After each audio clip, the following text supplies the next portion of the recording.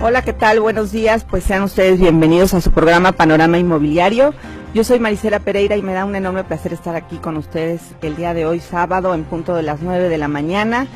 Como todos los sábados nos encontramos aquí en Plaza Ultra, en la 31 Oriente, y estoy muy contenta de recibirlos para enseñarles el panorama inmobiliario en muchos ámbitos. El día de hoy me acompaña Fabiola. Hola Fabi, ¿cómo estás? Todos. Pues el día de hoy pues nos despertamos con la noticia de que hubo un meteorito por ahí de las 2 de la mañana. No se espanten, no pasó nada más se iluminó el cielo. Y bueno, pues ahí hay varias publicaciones al respecto, pero bueno, nada más fue un susto porque creo que sí se oyó un poquito, un estruendo fuerte. Muchas personas se despertaron, yo no escuché nada, pero bastantes personas sí estaban como preocupadas por eso. No pasó nada, afortunadamente. Y en otras cosas, bueno, hoy salieron publicados los resultados para todos los alumnos que hicieron su examen para la Benemérita Universidad Autónoma de Puebla. Felicidades a los que pasaron, a mi hija felicidades, que pasó para medicina. Y la verdad, qué bueno que todos los que hicieron el esfuerzo por entrar a la máxima casa de estudios, pues muchas felicidades, y a los papás por el esfuerzo, porque es una cosa conjunta aquí, ¿no? Bueno, pues nada más, Fabi, si nos ayudas a recordar los teléfonos de todas las páginas. Claro que sí, nos pueden llamar al 267-8800, en WhatsApp tenemos el 2222-678800, nuestro Twitter es @panorama inmobili, el Facebook Panorama Inmobiliario, y la página es www.panoramainmobiliario.com.mx. Pues entrando ya de lleno, tenemos hoy la grata visita del arquitecto José Pablo García Villar, que es presidente de la Canadevi. Para los que no saben, la Canadevi es la Cámara Nacional de la Industria de Desarrollo y Promoción de Vivienda. Muy largo. Hola, José Pablo, ¿cómo estás? ¿Qué tal, Marisela? Muy buenos días a todo tu auditorio. Pues muchas gracias. Pues aquí me gustaría que le explicaras a la gente un poquito qué es la Canadevi. Claro, con mucho gusto. Pues mira, la Cámara Nacional de la Industria de Desarrollo y Promoción de la Vivienda es la agrupación de los desarrolladores formales de vivienda en el país. Es la única cámara destinada a la construcción y desarrollo de vivienda. Y bueno, pues aquí lo que representa esta cámara, estamos hablando de 3.5 millones de empleos directos e indirectos en todo el país. Es una gran agrupación que genera muchos empleos. Estamos trabajando medularmente en 37 de las 42 ramas industriales y ramas económicas de nuestra economía, ¿no? Representamos también el 10% del Producto Interno Bruto del país. Esto pues nos coloca como la segunda actividad más importante, que genera más empleos, por supuesto. Claro. Y la primera generadora de nuevos empleos. Esto es algo muy importante. Por supuesto hay una rama que es la industrial, que genera mucho más empleos, pero en nuestro sector, en el sector de la construcción, bueno, pues como tú sabes, son los que se generan de los primeros empleos. Exactamente. Y de ahí la gente, bueno, pues empieza a subir económicamente y laboralmente, ¿no? Y bueno, particularmente en el estado de Puebla, bueno, pues resulta trascendental, ¿no? Somos un estado con un gran potencial. Sí. Prevemos un incremento respecto del año anterior de un 14% en la industria de la vivienda. Esto representa la construcción de más de 17,000 viviendas en este año. Y por supuesto, pues, la derrama económica importante, ¿no? Son 12,000 millones de pesos y pretendemos que sea una generación de empleos de 200,000 empleos directos y también alrededor de 600,000 indirectos, ¿no? Entonces esto pues da un poquito del panorama de lo que es la industria de la vivienda en el país. Como sabemos, la economía en nuestro país, bueno, pues genera una gran derrama económica respecto a la construcción de una sola vivienda, ¿no? En una sola vivienda nosotros calculamos que se generan por cada una 6 empleos directos e indirectos. Solamente por la construcción de una vivienda. Así es. Entonces, pues esto es un efecto multiplicador que a lo largo de los años pues viene representando una gran oportunidad de trabajo y desarrollo del país. Claro, y bueno, como lo mencionabas, pues era la segunda intervención que tienen ustedes como aportadores del Producto Interno Bruto, ¿no? Así es. En Puebla solamente, ¿cómo están las cifras más o menos? Pues mira, en Puebla no es la excepción, estamos muy similar. La generación del Producto Interno Bruto en la industria de vivienda en Puebla es alrededor del 10%. Okay. Y bueno, pues de aquí vemos cómo estamos construyendo, ¿no? Particularmente el 70% de la vivienda que se construye en el estado de Puebla, pues estamos en la zona metropolitana de Sí, Puebla. Sí, está concentrado, ¿no? Así es. Pero bueno, pues sabemos, ¿no? Pues tenemos una gran población, que inclusive hemos venido importando de otros estados, y bueno, pues esto ha sido pues de otros países incluso. También, Sí. también, ¿no? Así es. Sí, bueno, con respecto a esto, pues finalmente ahorita con la nueva planta armadora que se está poniendo aquí en Puebla, pues el requerimiento de la vivienda se ha incrementado. ¿Ustedes cómo están manejando esta oferta que se está presentando finalmente, no? Bueno, pues este es un gran proyecto que vislumbró el gobernador Rafael Moreno Valle, de incluir un nuevo polo de desarrollo, que eso es lo que vemos con gran entusiasmo, el no seguir concentrando el desarrollo en la mancha urbana, en la zona metropolitana de Puebla, sí, sino salir a otros puntos, salir a otros municipios y por supuesto elevar la calidad de vida de esos municipios, ¿no? Bueno, pues en la parte, particularmente en San José Chiapa, se prevé una construcción del orden de 5,000 viviendas en el corto plazo, y que esto atenderá a la demanda que está cerca de la zona. Se presenta, ¿no? En la planta de Audi y lo que se le denomina la ciudad modelo. Y bueno, pues esto atenderá a gran parte de esa demanda, ¿no? Claro. Sí, esto es muy importante también que la gente, porque finalmente no nada más es las viviendas como tal, que agrupan al sector inmobiliario, que somos los intermediarios, al destinatario final, pero ustedes como constructores, ¿no? Que es lo que se está buscando principalmente, ¿no? Bueno, ¿qué beneficios presentan ustedes como constructores exactamente al querer invertir aquí en Puebla, en la ciudad de Puebla, por ejemplo? Pues mira, el estar asociado a una cámara dedicada a la industria de la vivienda, pues por supuesto trae muchos beneficios. Primero te comento, a nivel nacional, el presidente Carlos Medina, el presidente nacional de Canadevi, pues ha venido haciendo una gran labor después de que le entregó la cámara. Finalizó su periodo el licenciado Fernando Abuzaid. Y bueno, esto ha sido pues, un gran trabajo que se ha venido realizando en los últimos 3 años de manejar, empujar, mejorar y trabajar en una cámara mucho más fortalecida, mucho más cercana de las autoridades federales. Recordemos que el tema de vivienda hoy día ya no es nada más estatal o municipal, sino traemos una política nacional de vivienda en la que engloba pues las secretarías del orden federal, como es la SEDATU, que es cabeza de sector, en donde están agrupados los distintos organismos de vivienda, como es el Infonavit, el FOBISTE, la Comisión Nacional de Vivienda, FONAPO, etcétera, ¿no? Y bueno, pues a través de esto se van haciendo las distintas estrategias que van marcando la política nacional de vivienda. Hoy día, por ejemplo, tenemos ya marcados los polígonos de contención urbana donde es factible de desarrollar vivienda.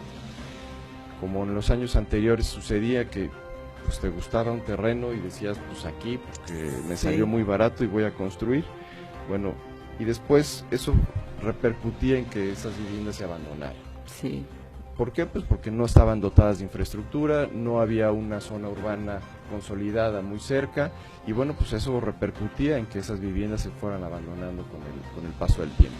Hoy día eso ya no sucede, ya están marcadas en la Política Nacional de Vivienda los polígonos de contención urbana donde sí podemos construir, y donde esas viviendas se construyan van a poder ser sujetas de adquirir un crédito para el derechohabiente o para la persona que lo compre, ¿no? O bien también que en su momento estén cercanas. Bueno, ¿y cuál es la política de esos polígonos de contención urbana? Es muy sencilla. Que a la redonda de donde esté ubicado ese polígono tengas totalmente todos los servicios. Así es. Vivienda, escuelas, comercio, hospitales, áreas deportivas, todo absolutamente, ¿no? Y esto pues ayuda a que la convivencia de las familias, el desarrollo de su vida pues sea mucho más placentera, ¿no? Claro. Que esté por supuesto cercana a su trabajo, que eso es algo muy importante, ¿no? Claro. Ustedes, por ejemplo, como Cámara, ¿tienen algunos lineamientos que les piden a los constructores que están afiliados a ustedes para que ellos a la hora de hacer sus desarrollos tengan? Así es. Bueno, pues por supuesto tenemos la primera política de ética, ¿no? El desarrollar vivienda no es nada más agarrar unos muchachos, pónganse Sí. a pegar ladrillos y Exacto, adelante, ¿no? Es que tengan valores, que tengan ética, y que por supuesto respondan a las demandas y quejas que se tengan, ¿no? En su momento. Claro, y esto te lo pregunto porque en muchas ocasiones nosotros nos hemos topado con a lo mejor preguntas por parte de los clientes en relación a esto, ¿no? De cómo están terminadas las casas, qué lineamientos deben de seguir, y finalmente para que la gente sepa que aquellos constructores que están afiliados a alguna cámara o algún organismo que los ampara, pues finalmente tienen ese beneficio, ¿no? Sí, así es. Y bueno, también como comentas, aquí en Puebla, pues hemos estado muy de cerca con el Ayuntamiento de Puebla, con los diputados inclusive, con la intención de participar en el nuevo desarrollo. El plan de desarrollo, ¿no? Puebla. Sí. ¿Hacia dónde vamos? ¿Qué es lo que queremos de esta ciudad? Y hoy día tenemos un plan municipal de desarrollo urbano y sustentable ya publicado del pasado 2 de mayo, Así es. que nos ha costado mucho tiempo, trabajo, esfuerzo, con la intención de que regresemos a la ciudad, regresemos a construir a la ciudad, que redensifiquemos la ciudad y que no nos vayamos a los lugares más lejanos de la mancha urbana.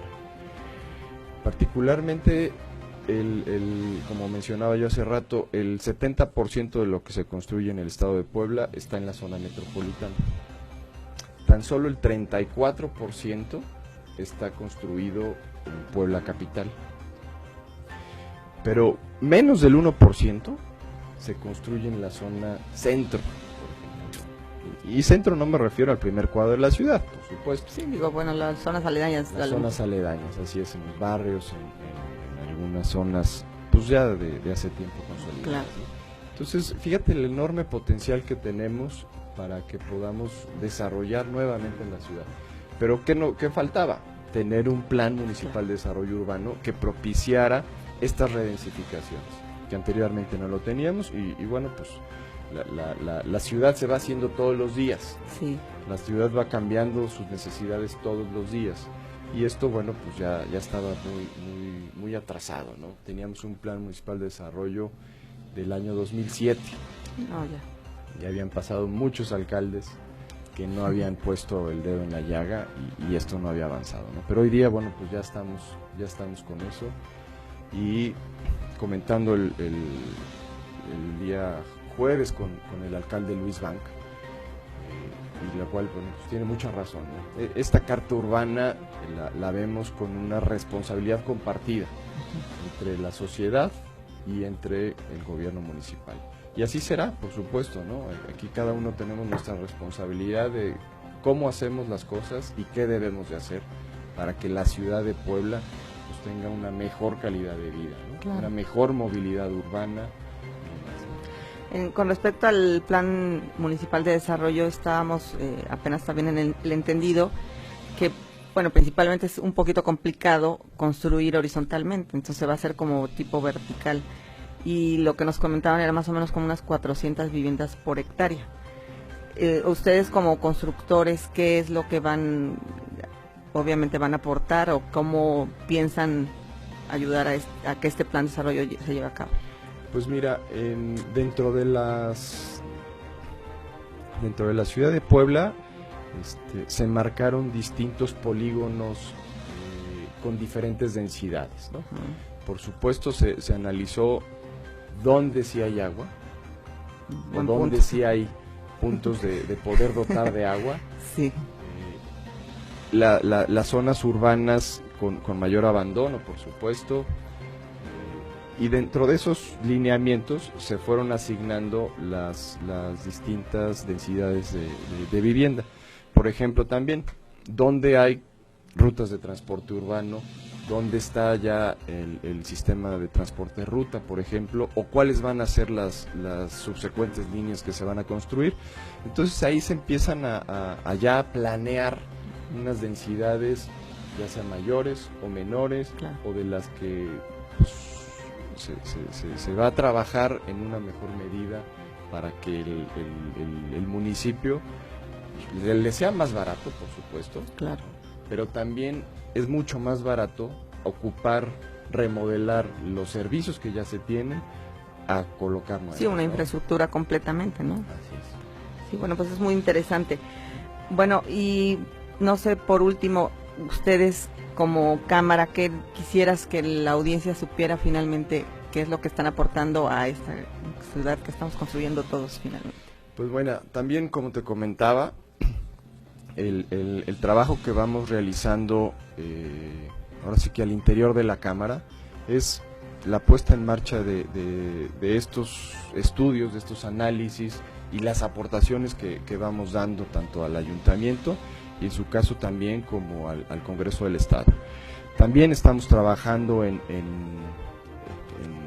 preparar una nueva ley de desarrollo urbano y ordenamiento territorial para el Estado de Puebla, que hoy día, pues,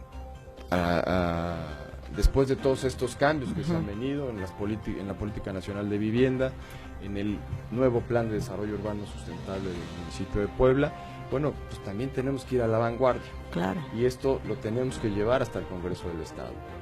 Entonces también estamos trabajando dentro del interior del Congreso del Estado con el diputado Mariano Hernández que preside la Comisión de Desarrollo Urbano. Y bueno, pues también esto vendrá a ayudar al nuevo desarrollo del Estado de Puebla. Bueno, pues José Pablo, la verdad me da mucho gusto que haya estado aquí porque finalmente el punto de vista de ustedes como constructores es finalmente otro y ya es más abierto a lo que la gente está viendo, ¿no? Ellos ven el producto final, pero pues no saben todo lo que está atrás de esto, ¿no? Que es realmente muy importante, ¿no? No, sí. Si no tenemos las bases, si no nos vamos más atrás, pues el desarrollo no se podría dar, ¿no? Y no es pensar en un desarrollo irresponsable, sino al contrario, como profesionales del desarrollo inmobiliario, como profesionales de la construcción de viviendas, pues nos vamos más atrás.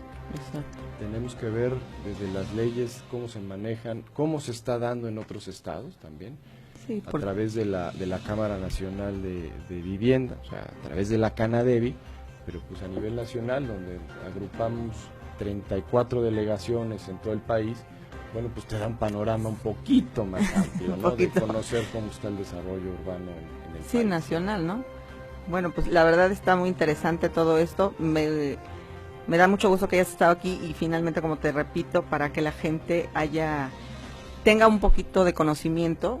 No es, a grosso modo, no se puede que sepan todo, pero todo lo que involucra la construcción de la vivienda. Y digo, nada más por último, sí me gustaría preguntarte, ahorita cuántos desarrollos están manejando ustedes, para que la gente sepa. Bueno, pues así que el número de desarrollos, Sí, la como verdad tal. no lo tengo a la mano, pero sí, como te comentaba, Estamos pretendiendo que este año 2016 se estén construyendo 17,000 viviendas en el estado de Puebla. Como le comentaba, es un incremento del 14% respecto al año 2015. Y bueno, pues es una inversión importante, ¿no? Okay. Generadora de empleos, por supuesto, ¿no? Sí, digo, generadora de empleos y pues de muchísimos. Digo, nada más lo que me estabas comentando de lo que aportan ustedes al Producto Interno Bruto, ¿no?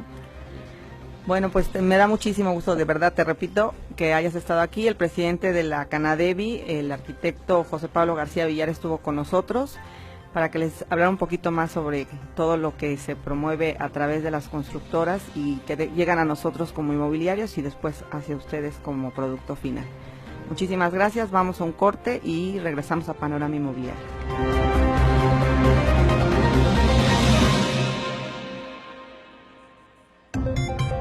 Regresamos a Panorama Inmobiliario. Ponte en contacto con nosotros. Teléfono 267-8800. WhatsApp 2222-678800. Panorama Inmobiliario y Fabiola, no seas malita, ¿recuerdan los teléfonos? Los números para que nos contacten para cualquier duda es el 267-8800, WhatsApp 2222-678800, Twitter es @Panorama Inmobili, Facebook Panorama Inmobiliario y nuestra página www.panoramainmobiliario.com.mx. Gracias, Fabiola. Bueno, y cambiando un poquito de tema, pero vamos a hablar de cosas igual inmobiliarias, como les gusta. Estamos acá con el licenciado Gerardo José Orozco Hernández, notario suplente en funciones. Hola, Gerardo, ¿cómo estás? ¿Qué tal, Marcela? Muy buenos días. Muchas gracias por haber estado aquí de la desmañanada. No, con mucho gusto. Pues bueno, mira, nosotros que realizamos finalmente muchas operaciones en las compraventas y de vivienda, finalmente, pues la gente siempre nos pregunta cosas. Con el paso del tiempo hemos tenido agarrando experiencia y sabemos de mucho, pero pues no hay como el que sabe finalmente para que nos explique. ¿En qué consiste, qué beneficios tiene una persona al tener protocolizada un contrato de compraventa? Que así por como tal se especifica. Sí, desde luego. Es muy importante, porque el mismo Código Civil establece que todas las escrituras de compraventa o traslado de dominio deberán constar en escritura pública. Esto es realizarse ante un notario para que tenga la validez y la formalidad correspondiente. Claro. Independientemente del trámite que se haga ante las oficinas catastrales del registro público, que al final de cuentas es la que valida la actuación de las notarías, en el que se ponen y consta en el registro público la propiedad de cada una de las personas. Ok. Hay algunas preguntas que a lo largo de siempre nos han preguntado las personas que nos compran a nosotros las viviendas. ¿Cuánto tarda un trámite normalmente de una escrituración? Tenemos la etapa preescritura, esto es el poder elaborar lo que es el avalúo, que nos sirve de base muchas veces para el precio de la operación. Los notarios tienen que mandar un aviso preventivo al registro público para avisarles que va a haber una operación acerca de esa propiedad, integrar la documentación como son con la constancia predial, la constancia de una deuda del servicio de agua, el IFE, el CUR, el RFC, que ahora ya es muy importante, todos los que van a contratar, es la parte preescritura. Una vez que estén todos esos elementos, podemos ya programar la firma. Una vez firmada la escritura, alrededor de 45 días, 90 días cuando mucho, estaremos entregando ya una escritura. Una escritura entregada. Porque después, sí, entregada, porque después de que se firma hay que hacer los pagos correspondientes de los impuestos que se generan dentro de la misma operación, como el pago de los derechos, la integración del expediente y enviar al registro público para su inscripción. Ahora, antes de que se presente, que ustedes ya, digamos, se firma la escritura, lo que hablabas del periodo de preescritura, ¿por qué a veces este periodo tarda tanto? Influye de lo que se esté vendiendo, porque muchas veces si ahorita llega alguien y quiere vender un terreno en el que nada más el antecedente de propiedad está como lote 1, manzana 3 de la sección 4, ahora uno de los requisitos que nos ha pedido tanto Catastro Municipal como el Registro Público es que esté identificado el predio. Esto es, que soliciten su alineamiento y número oficial. Es un trámite Sí, que se hace ante sí. un tercero, que ya no depende de la propia notaría, sino que dependemos de las dependencias Claro, es un para trabajo en conjunto. Es correcto. O muchas veces tengo un terreno de 500 metros cuadrados, pero lo voy a donar a mi hija 200. Necesitamos un permiso que se llama de subdivisión o segregación para que también se pueda hacer la escritura. Entonces depende mucho del trámite y del acto que se vaya a realizar y para el tiempo que se lleve en la Sí, digamos, escritura. digo, lo que más se maneja finalmente son las compraventas de vivienda. Es correcto. Pero, digo, sí te lo pregunto porque muchas veces las personas nos vienen a lo mejor con ciertas quejas de, es que ya lleva mucho tiempo, oiga, es que yo ya le entregué mis papeles, y no es nada más cuestión del notario. Hay varias dependencias que están interactuando. Es correcto. Catastro municipal, desarrollo urbano, obviamente, con los permisos de alineamiento y número oficial, las mismas subdivisiones o segregaciones. En algunas ocasiones habrá que constituir un régimen de propiedad en condominio. Sí, En fin, planos. son muchísimas cosas que son antes de la escritura, por son preescritura. Ahora, ¿qué diferencia hay cuando es una compraventa de digamos que no está involucrado ningún crédito? Cuando es un crédito hipotecario, bueno, bancario, por así decirlo, y alguna sociedad, como por ejemplo sociedad Sofol o cosas así, ¿no? ¿Cuál es la diferencia en los trámites, en el tiempo? También influye Varía. eso porque, desde luego, todas las dependencias bancarias o las instituciones bancarias siempre nos solicitan que enviemos alguna documentación o algún proyecto para que ellos autoricen, para que ellos vean que todos los elementos que ellos consideran que son los de validez para la institución estén de acuerdo. Entonces sí, desde luego también eso implica cierto tiempo, enviar a revisión, presentar toda la documentación al banco para que el banco la autorice o la institución esté autorizando y nos dé el visto bueno para proceder a la escritura. Digo, sí, me gustaría que quedara bien claro porque muchas veces la gente no tiene conocimiento de cuáles son los procesos, ¿no? Y el tiempo. Y finalmente para eso invité aquí al licenciado para que les dé la información de primera mano. Exacto. Y no tengan duda, no sientan que a lo mejor hay alguna omisión por parte de cualquiera de las partes finalmente. Exactamente. Y el licenciado acá está siendo muy claro en qué es lo que se requiere. Los contratos de compraventa como tal que se realizan entre una persona y otra, ¿se pueden protocolizar así como tal, como tú lo llevas? ¿O ustedes hacen algún cambio? Desde luego tenemos que cuidar los requisitos que nos marca el Código Civil. Lo importante, desde luego, sí son el objeto, el precio, que es lo que hace que se formalice un contrato de compraventa. Las demás ya son de las partes, que es la principal, ¿no? Que Claro. es, obviamente, el consentimiento de las partes, que es el principal elemento.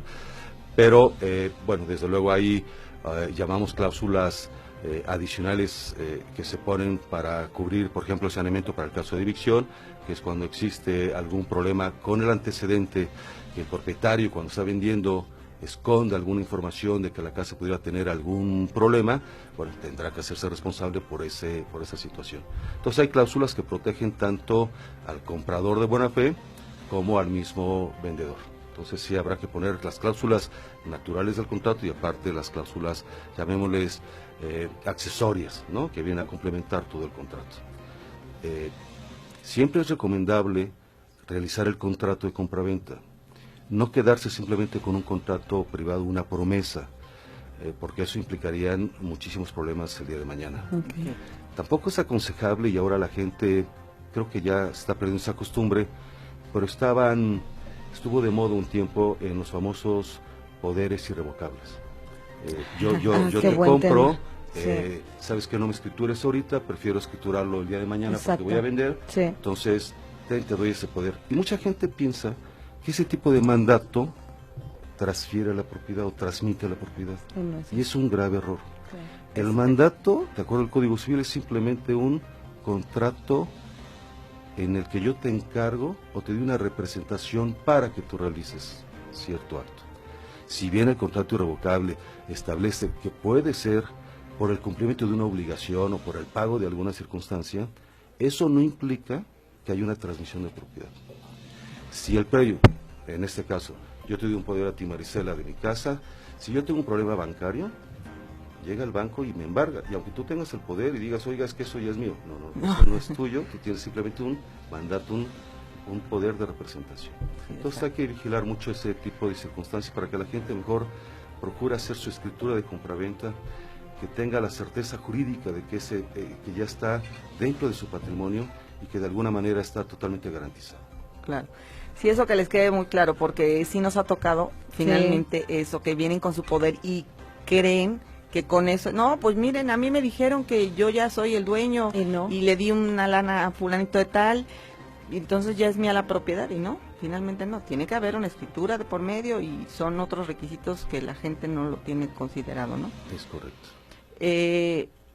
Nos están preguntando, Marisela, qué bueno. el tema de, por llamada, del lavado de dinero y qué cantidad tienes permitido para dar en una operación de compraventa en efectivo. Son dos aspectos aquí los que están manejando. Por un lado, la prohibición de manejar arriba de 500 y tantos mil pesos, no tengo el dato, son veces de salario mínimo, pero voy a poner un tope de 520 mil pesos, lo puedes manejar en efectivo para la transacción, y lo demás tendrá que hacerse ya mediante transferencia o mediante algún cheque. Eso es en cuestión al efectivo. Al efectivo.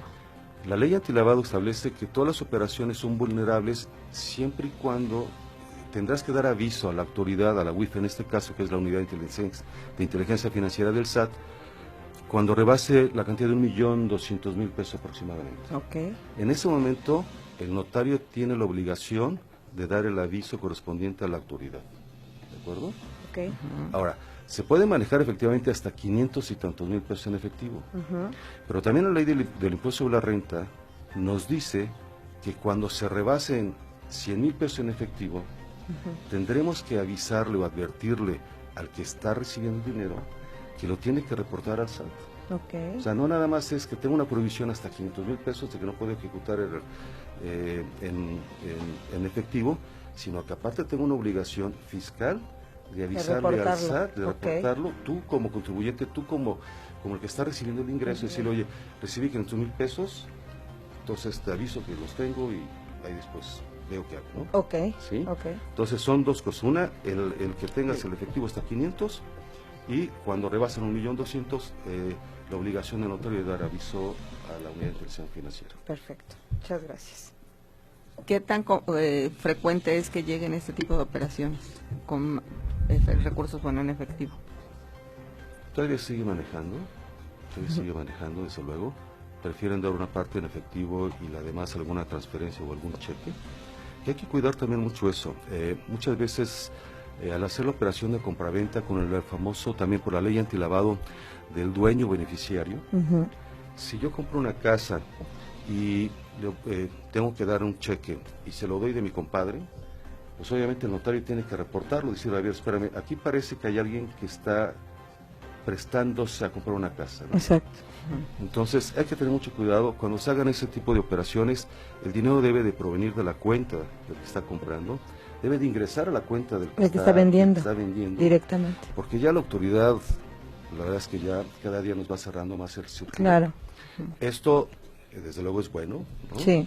Es algo que le está dando mucha transparencia, pero todavía nos ha costado trabajo a la gente entender de lo que se trata, ¿no? De que sea de tu dinero, de comprobar de dónde sacaste eso. Por eso es una ley que se le llama antilavado, comúnmente antilavado, porque se prestaba muchas veces para ese tipo de operaciones. Entonces ahorita ya con eso de que debe ser de tu cuenta, debe ser una transferencia de cuenta a cuenta, pero de tu cuenta personal a la cuenta de la otra persona. Bueno, pues antes de irnos a un corte, ya, híjole, al corte, qué rápido, les recuerdo los teléfonos, por favor. Nuestro número es 267-8800, WhatsApp 2222678800, Twitter @Panorama Inmobili, Facebook Panorama Inmobiliario y la página www.panoramainmobiliario.com.mx. Sí, bueno, pues ahorita regresamos para seguir hablando del tema de escrituras, notarías, todo eso, porque sí está muy largo. Regresamos vamos a un corte.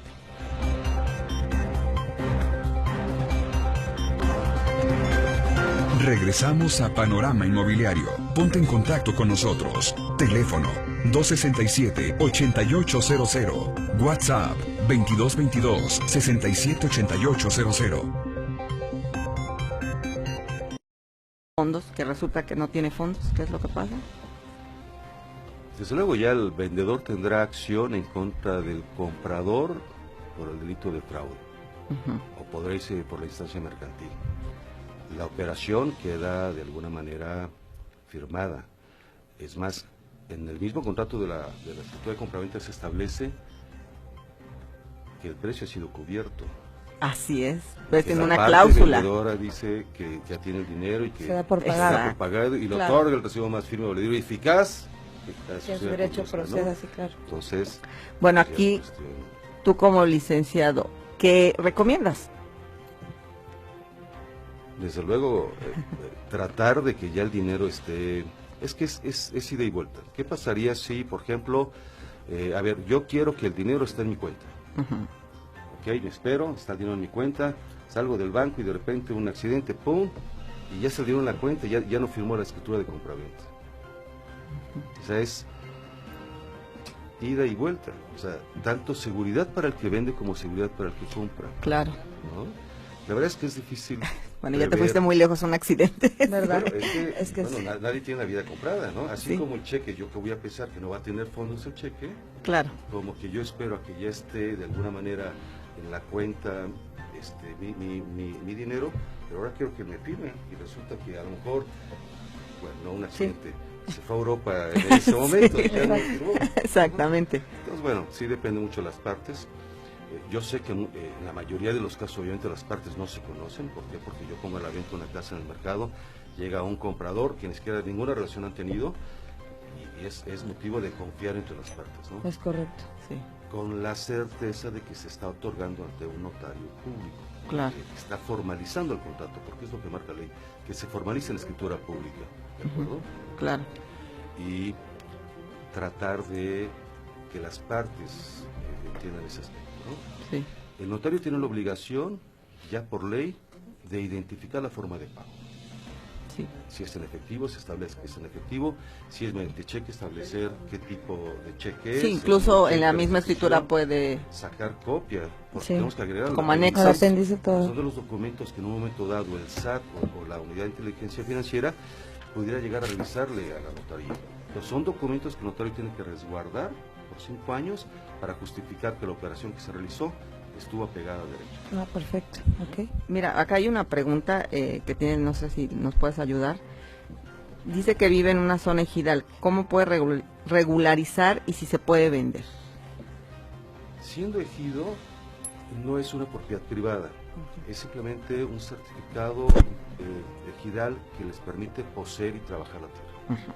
Habrá que ver en qué parte de la ciudad, o si ya está conurbado, que pudiera tramitarse, se puede hacer, de alguna asamblea ejidal, transmitirlo a título de propiedad y que esté inscrito en el registro público. Incluso ha habido algunos programas, ¿no? En algunas zonas Es correcto. para regularizar este Es tema. correcto.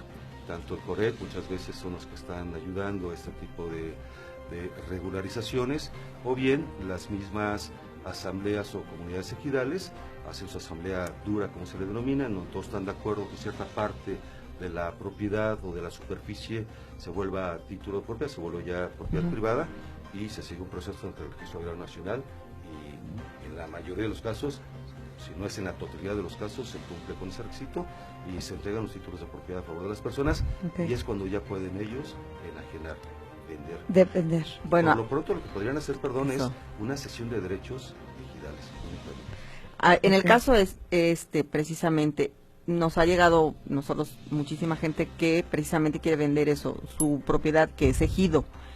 El precio que se maneja de una a otra, que es ejido y que es propiedad, varía. Sí. Desde luego varía. Insisto, cuando es ejido tienes derechos de posesión únicamente. Cuando ya es una propiedad privada, ya es un derecho de propiedad. ¿no? Y sí, desde luego los precios varían. O sea, sí se puede hacer, pero no con el precio comercial que está en el mercado. Se hace una cesión de derechos, en el caso del ejido, una cesión de derechos ejidales y pueden enajenar. La ley, desde luego tengo que cubrir los requisitos que la ley agraria me menciona, como es dar el aviso al comisariado, dar el aviso al Registro Agrario Nacional, dar el aviso a los colindantes, son el famoso derecho del tanto que tienen Ujú, las los ejidatarios. comunidades. Tengo Exactamente. que cumplir con todos sus requisitos para que yo pueda trasladar, pueda ceder, pueda transmitir esos derechos ejidales. Y lo mismo pasa siendo un título de propiedad, porque el gobierno estatal o el gobierno municipal o las mismas comunidades tienen el derecho del tanto también. Entonces hay que dar aviso para que el gobierno ejerza ese derecho. Si después de 30 días no lo hace, pues ya se podrá venderse. Okay. Gerardo, una pregunta en el tema de los ejidos. ¿Se exenta el impuesto sobre la renta? ¿Cómo se está manejando? ¿A partir de qué cantidad? O más bien, ¿qué impuestos ¿O qué finalmente impuestos se paga? se generan Porque- en la enajenación, bueno, en la cesión de derechos de una propiedad ejidal? Ejidal, exacto. No, no es tanto por el monto. Ajá.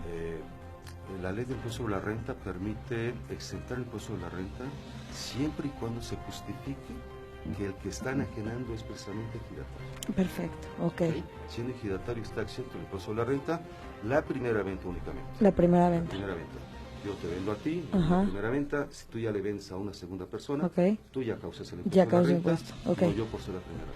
Y en el caso, por ejemplo, igual, venden, quedan los 5 años, aplica igual que en las otras propiedades. ¿Es la Cuando- primera venta entre los primeros 5 años? No, ahí no. Simplemente que con que justifique ser ejidatario está exento. Si le vendo ejidatario, como tiene el derecho al tanto, vuelve a exentar. Mientras se siga labrando ya la tierra, ya No, no. porque ya es segunda. En esa sí ya no, ya quedó en título, perfecto. Muchas gracias por la respuesta. Y ahora ya son 3 años. Anteriormente se manejaban justificar 5 años. ahora Para los son solo impuestos 3 sobre la años, renta. Para el impuesto sobre la renta. Esa pregunta también están diciendo que ¿qué piden los notarios para poder exentar el impuesto de la renta porque cambió la ley? Los requisitos son los mismos. Tienes que justificar que es tu propiedad Ujú. con algún recibo de luz, que también aquí hubo un cambio de ley. Ahora está manejando que se compruebe con un comprobante fiscal, ¿no? Fiscal. La verdad es que la luz nunca nos da un recibo No, fiscal, no ¿cómo nos da un comprobante. nunca? ¿Por qué no les damos un RFC? Ajá. Es una cuestión de interpretación, de alguna manera. ¿Pero cómo hacen eso? Bueno, pues así. Así lo cambió puso la ley. Y pero bueno, depende mucho también. Nos acabas de dar una noticia. Una noticia que nos altera un poco. No, bueno, A ver. Algunos lo siguen tomando, yo los recibos los sigo tomando como válidos. Ok. O sea, en 3 años, digamos que es a criterio del notario o... digamos que un comprobante fiscal no es tanto a criterio, porque bueno, tenemos una ley y además la ley no es nada, es una ley. Por eso te pregunto, digo, Sí. finalmente, como nos comentas, Yo acabo de tener un caso y le dije al cliente, ¿no? Le dije, ¿sabes qué? Al vendedor tienes que ir a comisión y pedir tu recibo fiscal, tal como me lo dijo el notario. Y habló esta persona y me habla y me dice, ¿sabes qué? Hablé ya a SF y que no hay tal, que el mismo recibo en la parte no sé qué posterior, no sé qué, ahí viene que es fiscal. Entonces no le quisieron dar nada. Eso es lo que pasa. Para empezar hay que dar un RFC para que nos den un comprobante fiscal digital, el famoso CFDI, que ahora están dando, ¿no? Mientras no demos el RFC, no nos van a dar ningún comprobante. Ahora, no nos van a dar comprobantes de 3 años atrás. Es lo que te iba a decir, es Eso mes es con mes. exactamente. Mes ¿no? con mes, entonces, ¿de No, qué? si luego nos se cuentan puede el que comprobar van a pagar tantos años? el próximo bimestre, imagínate 3 años. Sí, Bueno, eso es- aparte del recibo de luz, ¿qué otro? alguna correspondencia bancaria. ¿Ok? ¿Qué otra? Que es lo que nos maneja.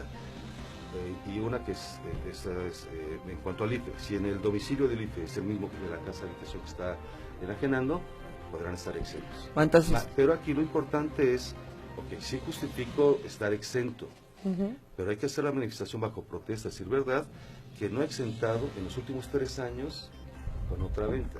ok. O sea, porque eso lo puedes hacer cada 3 años. Ok, entonces, para recapitular, cada 3 años, si tú enajenas una vivienda, la vendes, tú como vendedor puedes exentar el impuesto sobre la renta cada 3 años, siempre y cuando presentes, 1, los comprobantes digitales de CFE, 2, Sí, correspondencia bancaria comercial. o comercial, y 3, tu INE, que ahora es INE, perdón. con la dirección de la propiedad que se está enajenando. Es correcto. ¿Les queda claro? Sí. Jóvenes. Entonces, en este caso, el vendedor exenta finalmente El el impuesto impuesto sobre la renta. Sí, porque es interesante para que la gente lo sepa. Exactamente. Y siempre nos preguntan, ¿no?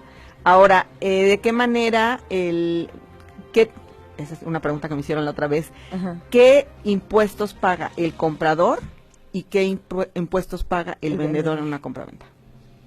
El vendedor es el impuesto sobre la renta, si lo llegara a causar, La parte compradora paga el impuesto sobre adquisición de bienes inmuebles, que es un impuesto municipal, que es el famoso ISABI. ¿Qué es de qué porcentaje? Aquí en Puebla es del 1.8% ¿Sobre? el valor más alto, sobre el valor más alto, ya sea el de operación, ya sea el de avalúo o el de catastro. El de catastro. Son sobre eso. En los demás municipios del interior del estado es el 2% sobre el valor catastral. Y me parece que Coatlancingo ya está, es el más alto, 2.5, también sobre el valor más alto. Sobre el valor más alto. Bueno, en el caso, por ejemplo, que las compraventas se realicen, que el avalúo marque alguna cantidad y el catastro tenga otra, ¿ahí cómo se maneja? Tiene que ser el valor de operación más alto que el valor catastral. O sea, no importa cómo se haya realizado la operación. Yo puedo tener un valor catastral de 300,000 pesos y vender en 700, no hay ningún problema, porque pago sobre el más alto, insisto, aquí en el municipio de Puebla.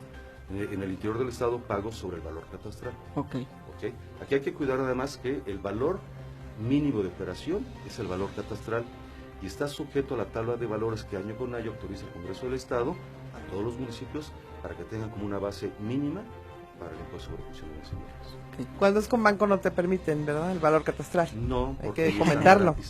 Ahí están garantizando, si compras una casa de 2 millones, tiene que estar forzosamente costando 2 millones de pesos. Ok, entonces en este caso, cuando es un crédito hipotecario, ¿cuánto de porcentaje están pagando? El 1.8% es aquí en el municipio, sí. Okay. Aunque faltan los honorarios y faltan algunos... faltan derechos de registro. Exactamente, porque si no la gente dice, bueno, sí, ¿por es qué que lo que cobran pasa es tanto? Sí, está compuesto desde luego por impuestos, derechos, gastos y los honorarios. Ok, los honorarios del notario. Okay. Ahora, con respecto a los honorarios del notario. Son mínimos, ¿eh? O sea, realmente en una operación de compraventa, son creo mínimos. que el 99% son de impuestos y derechos y el 1% es del notario. Ajá, sí. Sí, exacto. Sí. No. Están preguntando, a ver, en WhatsApp preguntaron que ahora se paga un impuesto, le preguntan si es extra, no es extra, de 3,5 millones en adelante, que se les llama a las propiedades como de lujo. Lo siguen exentando una casa que se vende en 6-7 millones, ¿no tienen ese tema? Sí, desde luego, pero es sobre el impuesto sobre la renta. Sobre el impuesto sobre la renta únicamente. La ley de impuesto sobre la renta permite una exención hasta 3 puntos de fracción, okay, que es por copropietario. Si yo tengo sociedad conyugal y voy a vender, puedo exentar hasta 7 millones. Sí, porque ahí es una sociedad. Exactamente. Son los Eso está muy bien. Está muy bien aclarado. Y así la casa vale más de 7 millones de pesos, habrá que realizar el cálculo. Manda a traer a otra persona. Ok, perfecto. Muchas gracias. Son 4 copropietarios, los 4 pueden exentar 3.5 sobre 3.5, muy bien. No habría ningún problema. Perfecto. Y no es ningún impuesto adicional, es simplemente es el mismo. Bajó, antes estaba más alto, lo bajaron a 3.5, pero por copropietario. Perfecto, gracias. ¿Ibas a preguntar algo, Blanca? No. Bueno, es que sí, me quitó. Finalmente estábamos hablando sobre los honorarios del notario. No me quería decir. ¿Sí? Bueno, con respecto a los honorarios del notario, ¿ustedes tienen alguna base en Puebla? O sea, ¿manejan todos la misma cantidad a cobrar o varía? No, es que hay que informar a la gente finalmente, ¿no? ¿Qué te puedo decir? No, pues yo creo que es a criterio, ¿no? Finalmente. Sí, o sea, eso me refiero. No, lo que pasa es que mucha gente ha preguntado y a veces, ¿por qué me cuesta más caro con una con otro? Exacto. Por los honorarios, finalmente, y más o menos es como el 4% sobre el valor del inmueble. No. Lo que cobran en total, con todo gastos, sí, no. Honorarios y demás. Los impuestos, exacto. Sí. Total. Está me parece que está en estudio, eso lo tengo que checar, ya la tabla de arancel. Así es, sí, nos comentaba Mauricio García León del Archivo General. Es correcto, y sería algo bueno. Sí, no. Bueno, y ahorita, por ejemplo, ustedes como notarios que con que se está manejando, por ejemplo, de la escrituración de menor de 500,000 pesos, ¿Eso cómo lo están manejando ustedes? Eso de alguna manera asigna a las notarías el trabajo, la dirección del archivo de notarías, el señor Mauricio García León. A él, al final de cuentas, llega todo el proceso y ellos, de acuerdo al orden de notaría, lo van asignando. Okay.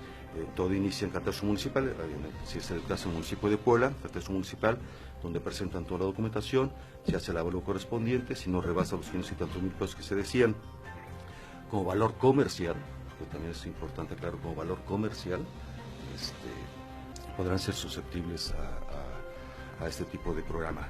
Okay. Pero sí se le asigna a las notarías de acuerdo al orden y conforme vayan cayendo. ¿Esto solo aplica a vivienda o también a terrenos y locales comerciales? A locales comerciales no, y deben ser terrenos destinados a casa habitación. Únicamente. Únicamente, locales no entran y nada más para vivienda. Otra pregunta, ¿el impuesto sobre la renta se exenta si se va a vender algún local comercial o bodega? No. Aquí no es tanto que exente. Cuando se trata de personas morales, obviamente ellos son los encargados de pagar su impuesto. Sí, claro. Y el notario no tiene la obligación ni de calcular ni de retener, ¿okay? Porque es una persona moral. En el caso de alguna exención es porque lo marca la ley y así se establece dentro de la escritura. Está exento por tal. Perfecto. O sea, pero entonces no. En los locales comerciales pagas el IVA, por ejemplo. O sea, toda construcción que no sea habitacional paga IVA. Entonces, en los locales ¿eso lo paga quién? El comprador. Okay. ¿Y el vendedor qué pagaría en la venta de un local comercial? El impuesto de la renta también, la utilidad que obtenga en tu ocasión. En la venta. En el caso de alguna propiedad que, digamos, en algún tiempo fue como bodega, pero tiene a lo mejor una vivienda atrás, pero dejó de ser bodega durante muchísimo tiempo. En este caso, ¿cómo se vendería? Habría que checar la obtención del uso de suelo que tenga, porque puede ser mixto, puede ser habitacional y puede ser comercial.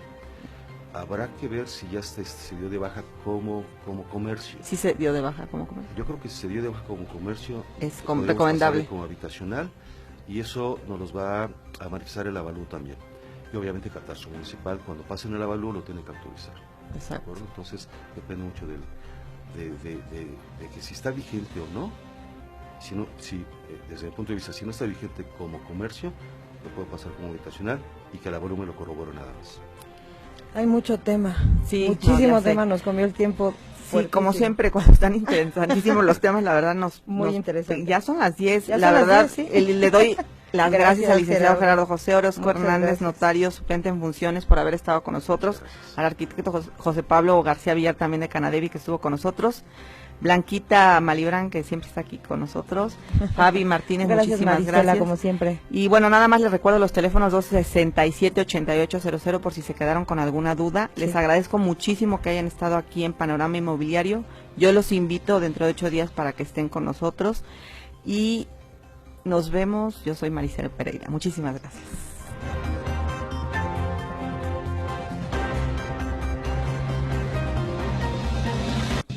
Gracias por acompañarnos en Panorama Inmobiliario. Maricela Pereira y su grupo de expertos inmobiliarios. Los esperamos aquí el próximo sábado en punto de las 9 de la mañana. Panorama Inmobiliario. Las ondas hertzianas viajan por el aire. Gracias por acompañarnos en